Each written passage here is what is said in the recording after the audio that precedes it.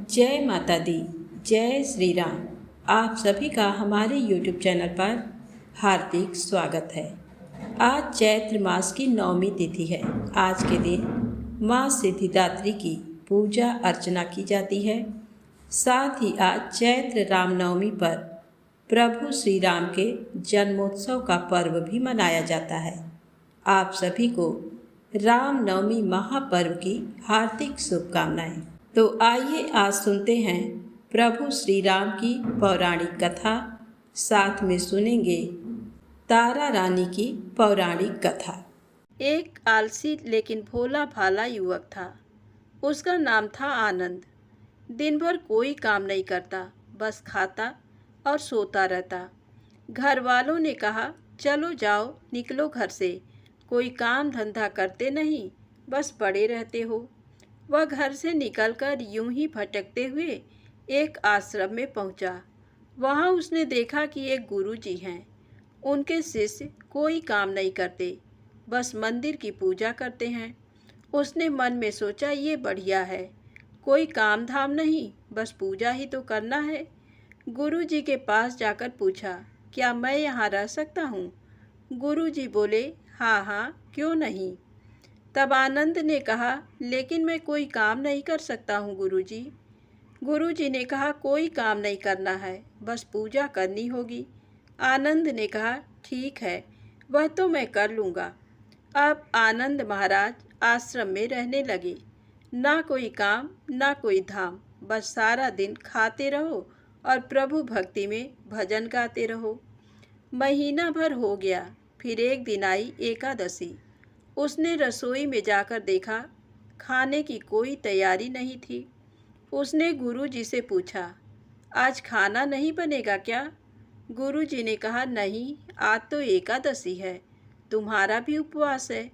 उसने कहा, नहीं, अगर हमने उपवास कर लिया तो कल का दिन ही नहीं देख पाएंगे। हम नहीं कर सकते उपवास, हमें तो भूख लगती है। आपने पहले क्यों नहीं बताया? गुरुजी ने कहा, ठीक है, तुम ना करो उपवास, पर खाना भी तुम्हारे लिए कोई और नहीं बनाएगा, तुम खुद बना लो। मरता क्या न करता, गया रसोई में। गुरुजी फिर आए, देखो, अगर तुम खाना बना लो तो श्री राम जी को भोग जरूर लगा लेना और नदी के उस पार जाकर बना लो रसोई। ठीक है। लकड़ी, आटा, तेल, घी, सब्जी लेकर आनंद महाराज चले गए। जैसा तैसा खाना भी बनाया। खाने लगा तो याद आया, गुरुजी ने कहा था कि राम जी को भोग लगाना है। वह भजन गाने लगा, आओ मेरे राम जी, भोग लगाओ जी, प्रभु राम आइए, श्री राम आइए, मेरे भोजन का भोग लगाइए। कोई ना आया तो बेचैन हो गया कि यहाँ तो भूख लग रही है और राम जी आ ही नहीं रहे। भोला मानस जानता नहीं था कि प्रभु साक्षात तो आएंगे नहीं, पर गुरु जी की बात मानना जरूरी है। फिर उसने कहा, देखो प्रभु राम जी, मैं समझ गया कि आप क्यों नहीं आ रहे हैं। मैंने रूखा सूखा बनाया है और आपको तर माल खाने की आदत है, इसलिए नहीं आ रहे हैं। तो सुनो प्रभु, आज वहाँ भी कुछ नहीं बना है, सबकी एकादशी है, खाना हो तो ये भोग ही खा लो। श्री राम अपने भक्त की सरलता पर बड़े मुस्कुराए और माता सीता के साथ प्रकट हो गए। भक्त असमंजस में, गुरु जी ने तो कहा था कि राम जी आएंगे, पर यहाँ तो माता सीता भी आई हैं और मैंने तो भोजन बस 2 लोगों का बनाया है। चलो कोई बात नहीं, आज इन्हें ही खिला देते हैं। बोला, प्रभु मैं भूखा रह गया, लेकिन मुझे आप दोनों को देखकर बड़ा अच्छा लग रहा है। लेकिन अगली एकादशी पर ऐसा न करना, पहले बता देना कि कितने जन आ रहे हो, और हाँ, थोड़ा जल्दी आ जाना। राम जी उसकी बात पर बड़े मुदित हुए, प्रसाद ग्रहण करके चले गए। अगली एकादशी तक ये भोला मानस सब भूल गया। उसे लगा प्रभु ऐसे ही आते होंगे और प्रसाद ग्रहण करते होंगे। फिर एकादशी आई। गुरु जी से कहा, मैं चला अपना खाना बनाने, पर गुरुजी थोड़ा ज़्यादा अनाज लगेगा, वहाँ 2 लोग आते हैं। गुरुजी मुस्कुराए, भूख के मारे बावला है, ठीक है ले जा और अनाज ले जा। अब की बार उसने 3 लोगों का खाना बनाया, फिर गुहार लगाई, प्रभु राम आइए, सीता राम आइए, मेरे भोजन का भोग लगाइए। प्रभु की महिमा भी निराली है। भक्त के साथ कौतुक करने में उन्हें भी बड़ा मजा आता है। इस बार वे अपने भाई लक्ष्मण, भरत, शत्रुघ्न और हनुमान जी को लेकर आ गए। भक्त को चक्कर आ गए। ये क्या हुआ? एक का भोजन बनाया तो 2 आए, आज 2 का खाना ज़्यादा बनाया तो पूरा खानदान आ गया। लगता है आज भी भूखा ही रहना पड़ेगा। सबको भोजन लगाया और बैठे बैठे देखता रहा। अनजाने में ही उसकी भी एकादशी हो गई। फिर अगली एकादशी आने से पहले गुरु जी से कहा, गुरु जी, ये आपके प्रभु राम जी अकेले क्यों नहीं आते? हर बार कितने सारे लोग ले आते हैं, इस बार अनाज ज़्यादा देना। गुरु जी को लगा कहीं ये अनाज बेचता तो नहीं है, देखना पड़ेगा जाकर। भंडार में कहा, इससे जितना अनाज चाहिए दे दो, और छुपकर उसे देखने चल पड़े। इस बार आनंद ने सोचा, खाना पहले नहीं बनाऊंगा, पता नहीं कितने लोग आ जाएं। पहले बुला लेता हूँ, फिर बनाता हूँ। फिर टेर लगाई, प्रभु राम आइए, श्री राम आइए, मेरे भोजन का भोग लगाइए। सारा राम दरबार मौजूद। इस बार तो हनुमान जी भी साथ आए, लेकिन ये क्या, प्रसाद तो तैयार ही नहीं है। भक्त ठहरा भोला भाला, बोला, प्रभु इस बार मैंने खाना नहीं बनाया। प्रभु ने पूछा, क्यों? बोला, मुझे मिलेगा तो है नहीं, फिर क्या फ़ायदा बनाने का, आप ही बना लो और खुद ही खा लो। राम जी मुस्कुराए, सीता माता भी गदगद हो गई उसके मासूम जवाब से। लक्ष्मण जी बोले, क्या करें प्रभु? प्रभु बोले, भक्त की इच्छा है, पूरी तो करनी पड़ेगी, चलो लग जाओ काम से। लक्ष्मण जी ने लकड़ी उठाई, माता सीता आटा सानने लगी।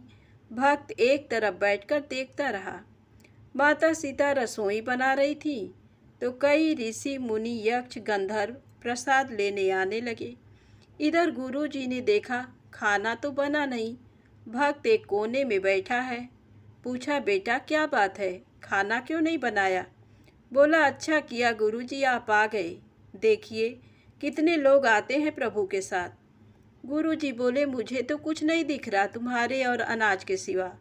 भक्त ने माथा पकड़ लिया, एक तो इतनी मेहनत करवाते हैं प्रभु, भूखा भी रखते हैं और ऊपर से गुरुजी को दिख भी नहीं रहे, ये और बड़ी मुसीबत है। प्रभु से कहा, आप गुरु जी को क्यों नहीं दिख रहे हैं? प्रभु बोले, मैं उन्हें नहीं दिख सकता। बोला, क्यों? वे तो बड़े पंडित हैं, ज्ञानी हैं, विद्वान हैं, उन्हें तो बहुत कुछ आता है, उनको क्यों नहीं दिखते आप? प्रभु बोले, माना कि उनको सब आता है, पर वे सरल नहीं हैं तुम्हारी तरह, इसलिए उनको नहीं दिख सकता। आनंद ने गुरु जी से कहा, गुरु जी, प्रभु कह रहे हैं आप सरल नहीं हैं, इसलिए आपको नहीं दिखेंगे। गुरुजी रोने लगे, वाकई मैंने सब कुछ पाया, पर सरलता नहीं पा सका तुम्हारी तरह, और प्रभु तो मन की सरलता से ही मिलते हैं। प्रभु प्रकट हो गए और गुरुजी को भी दर्शन दिए। इस तरह एक भक्त के कहने पर प्रभु ने रसोई भी बनाई। तो प्रेम से बोले, जय श्री राम। आज नवरात्र के 9वें दिन आइए सुने तारा रानी की कथा। इसे सुनने मात्र से व्यक्ति की समस्त मनोकामनाएं पूर्ण हो जाती हैं।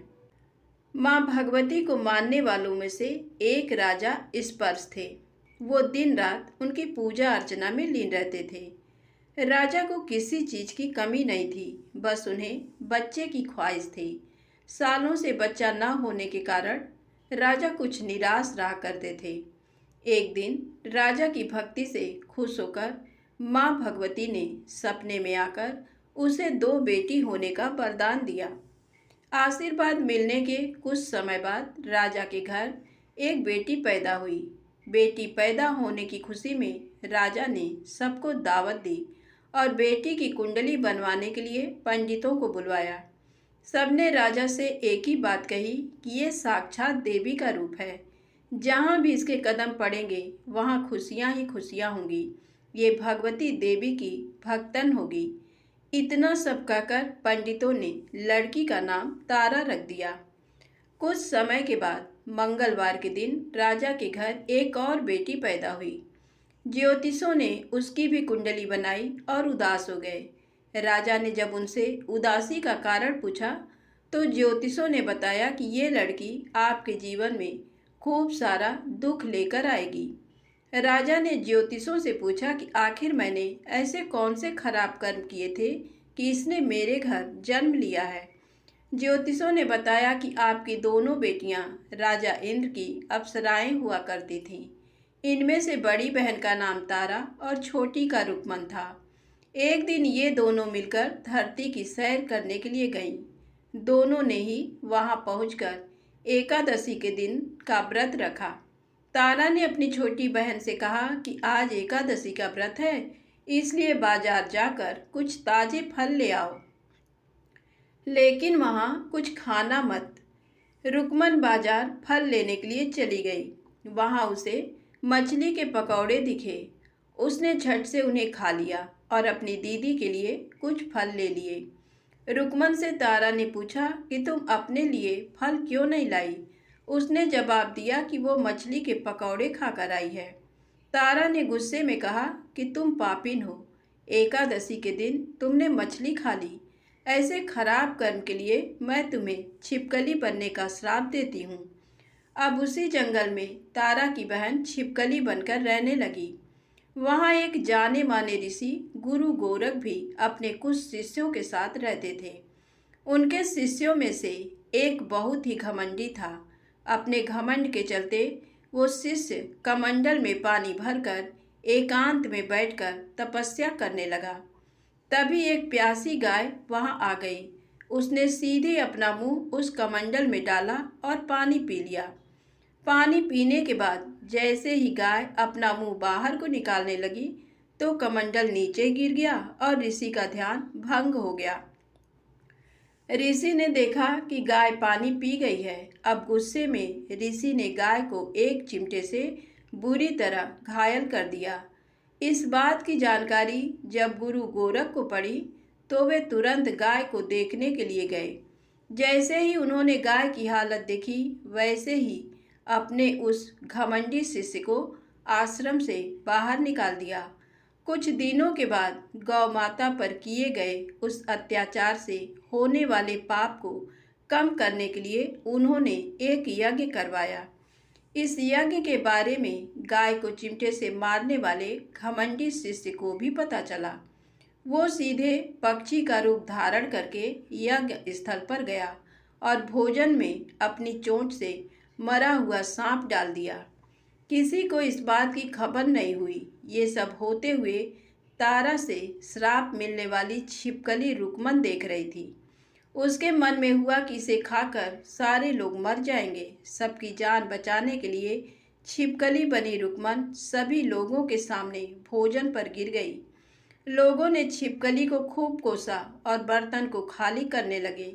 उसी वक्त भंडारा करने वालों को खाने में मरा हुआ सांप भी दिखा। तब कहीं जाकर सबको समझ आया कि छिपकली सबकी जान बचाने के लिए जानबूझकर भोजन में गिरी। एक छिपकली होने के बावजूद भी इतने अच्छे विचार होने की वजह से यज्ञ में मौजूद सारे महत्वपूर्ण लोगों ने कहा कि हमें इस छिपकली की मुक्ति के लिए प्रार्थना करनी चाहिए। पंडित ने आगे बताया कि सबकी प्रार्थना से ही वो छिपकली तीसरे जन्म में आप जैसे प्रतापी राजा के घर बेटी के रूप में पैदा हुई है। वहीं तारा ने दूसरे जन्म तारामती के रूप में लिया और अयोध्या के राजा हरिश्चंद्र से शादी की। इतनी सब बातें कहने के बाद पंडितों ने राजा स्पर्श को रुक्मन को मारने की सलाह दी। इस बात पर राजा बोले, मैं किसी बेटी को कैसे मार सकता हूँ? ऐसा करना पाप होगा। फिर ज्योतिषों ने कहा कि एक संदूक में सोना चांदी लगवाकर उसके अंदर लड़की को रख देना और संदूक को पानी में बहा देना। उसमें लगा हुआ सोना चांदी देखकर लोग नदी से संदूक जरूर निकालेंगे और लड़की की जान बच जाएगी। राजा ने ज्योतिषों ने जैसा बताया ठीक वैसा ही किया। नदी में सोना चांदी जड़ा हुआ संदूक देखकर काशी के पास ही एक भंगी ने उसे बाहर निकाल लिया। उसके कोई बच्चे नहीं थे, इसलिए उसने संदूक के अंदर की लड़की को पालने का फैसला लिया। उसे भंगी व उसकी पत्नी ने खूब प्यार से पाला और रुक्को नाम रख दिया। बड़ी होते ही दोनों ने रुक्को की शादी करवा दी। रुक्को की सासू माँ तारामती और राजा हरिश्चंद्र के महल में साफ सफाई करने का काम किया करते थे। कुछ दिनों के बाद रुक्को की सासू माँ बीमार हो गई। उनकी जगह रुक्को वहाँ काम करने लगी। तारामती ने उसे देखा और पुराने जन्म के पुण्य के कारण पहचान लिया और उसे कहा कि तुम मेरे साथ बैठ जाओ। रुक्को ने बोला कि मैं तो भंगिन हूँ, इसलिए आपके पास नहीं बैठ सकती। तब तारामती ने उसे बताया कि तुम पूर्व जन्म में मेरी ही बहन थी। तुमने एकादशी के व्रत के दिन मछली खा ली थी और मैंने तुम्हें दंड देते हुए छिपकली बना दिया। अब तुम्हें दोबारा मनुष्य जन्म मिला है, तो इस जन्म में माँ वैष्णो की पूजा करके पुण्य कमा लो। माँ की पूजा से तुम्हारी सारी इच्छाएं भी पूरी होंगी। तारामती की इस बात को सुनने के बाद रुक्को माँ वैष्णो से एक बेटे के लिए प्रार्थना करती है और कहती है कि अगर उसकी मनोकामना पूरी हुई तो वो अपने घर में माँ वैष्णो देवी का पूजन और जागरण कराएगी। माँ वैष्णो देवी उसकी प्रार्थना सुन लेती हैं और उसे बेटा होता है। पुत्र की प्राप्ति के बाद रुक्को उसकी देखभाल और प्यार दुलार में माँ वैष्णो देवी की पूजा करना भूल जाती है। ऐसा होते होते 5 साल बीत गए और फिर एक दिन उस बच्चे को चेचक यानी माता निकल आती हैं। बच्चे की ऐसी स्थिति देखकर परेशान रुक्को अपने पिछले जन्म की बहन तारामती के घर जाकर उन्हें इस समस्या के बारे में बताती है। तब तारामती ने पूछा कि तुमने माँ वैष्णो देवी की पूजा अर्चना में कोई गलती तो नहीं की। फिर रुक्को को याद आता है कि उसने माँ वैष्णो देवी का जागरण कराने का प्रण लिया था। ये बात याद आते ही रुक्को को काफ़ी पछतावा हुआ और मन में माँ से कहा कि बच्चे के ठीक होते ही वो अपने घर में जागरण कराएगी। अगले ही दिन उसका बेटा पूरी तरह ठीक हो जाता है। तभी रुक्को ने माता रानी के मंदिर जाकर पुजारियों को कहा कि मंगलवार के दिन घर में जागरण करवा दीजिए। रुक्को की बात सुनकर पंडित जी कहते हैं, तुम 5 रुपए दे दो, तुम्हारे लिए हम मंदिर में ही जागरण करा देते हैं। रुक्को कहती है, मुझे पता है मैं छोटी जाति हूँ, लेकिन आप मेरे घर आकर ही जागरण करवा दीजिए। माँ किसी तरह का भेदभाव नहीं करती है, तो आपको भी नहीं करना चाहिए। इस पर पंडितों ने विचार विमर्श करके कहा कि अगर रानी आपके जागरण में आती है तो हम तुम्हारे घर आकर जागरण करने के लिए तैयार हैं। पंडितों की बातें सुनकर रुक्को अपनी बहन रानी तारामती के पास जाती है और तारामती को सारी बात बताती है। रुक्को की बातें सुनकर तारामती जागरण में जाने के लिए तैयार हो जाती है। इस बात को बताने के लिए रुक्को जब पंडित जी के पास जाती है तब उनके बीच की बातों को सेन नामक नाई सुन लेता है। फिर वह राजा हरिश्चंद्र को जाकर सारी बातें बता देता है। राजा के मन में हुआ कि रानी को नीची जाति वालों के घर जागरण में नहीं जाना चाहिए। इसी वजह से वो अपनी उंगली काट लेते हैं, जिससे उन्हें नींद न आए और रानी जागरण में न जा सके। जब जागरण का समय होता है तब भी राजा को जागते हुए देखकर रानी मन ही मन माँ वैष्णो देवी से प्रार्थना करती है कि महाराज को नींद आ जाए ताकि मैं जागरण में जा सकूं। रानी की प्रार्थना के कुछ ही देर बाद राजा को नींद आ जाती है।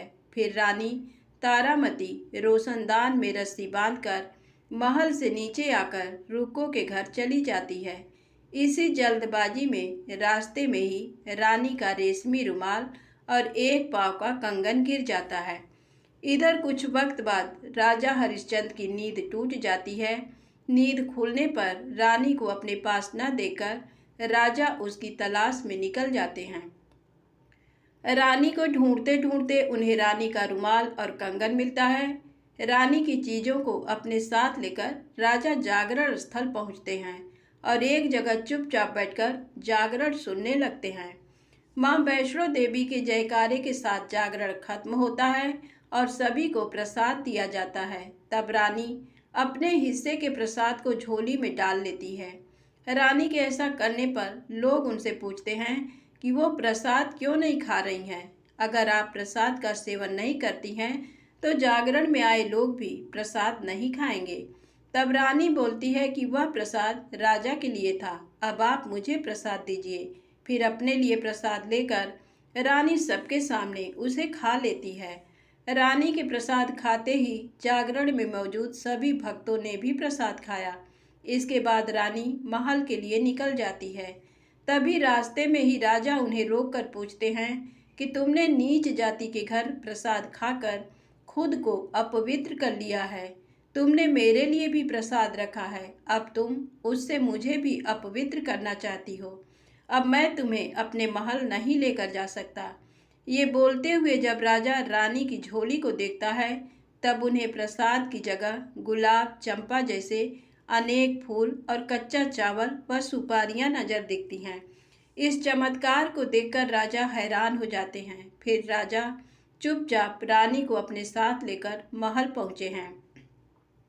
वहां रानी बिना माचिस के ही माता रानी के सामने दीप जलाकर राजा हरिश्चंद्र को और हैरान कर देती हैं। फिर रानी बोलती है कि माता के दर्शन करने के लिए बहुत बड़ा त्याग करना पड़ता है। इसके लिए आपको अपने बेटे रोहिताश्व की बलि देनी होगी, तभी माँ दुर्गा आपको साक्षात दर्शन देंगी। यह सुनकर राजा के मन में माँ के दर्शन की इच्छा होने लगी, जिसके लिए राजा अपने पुत्र की बलि दे देते हैं। बलि देने के बाद माँ दुर्गा शेर पर सवार होकर प्रकट हो जाती हैं। उन्हें देखकर राजा हरिश्चंद्र काफी खुश हो गए और माँ दुर्गा ने तुरंत राजा के बेटे को दोबारा जिंदा कर दिया। इस चमत्कार को देखकर राजा हरिश्चंद्र खुश हो गए। तभी राजा ने माँ की पूरी विधि से पूजा करके उनसे गलतियों की माफ़ी मांगी। माँ दुर्गा ने भी राजा को खुश रहने का आशीर्वाद दिया और अंतर्ध्यान हो गई। तब राजा ने तारा रानी से कहा कि मैं बहुत खुश हूँ कि मुझे पत्नी के रूप में आप मिली हैं। फिर राजा हरिश्चंद्र, तारा रानी और रुक्मन तीनों अपनी मनुष्य योनि से छुटकारा पाकर देवलोक में चले जाते हैं। तारा रानी व्रत कथा जीवन में श्रेष्ठ कर्म करने की सीख देती है। बुरे कर्मों के फल इंसान को भोगने ही पड़ते हैं। धन्यवाद। प्रेम से बोलें माता रानी की जय। दोस्तों, वीडियो पसंद आए तो कृपया चैनल को लाइक सब्सक्राइब अवश्य करें। कमेंट में माता रानी की जय अवश्य लिखें। माता रानी आप सभी की मनोकामनाएं पूर्ण करें।